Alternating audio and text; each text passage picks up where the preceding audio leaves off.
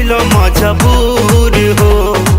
लहे लहे छुई जानी हमारा पमुई राजा, तोरा से गिर लगिलो रे राजा। तनी जाई न बहरिया टूटता बदन पोरे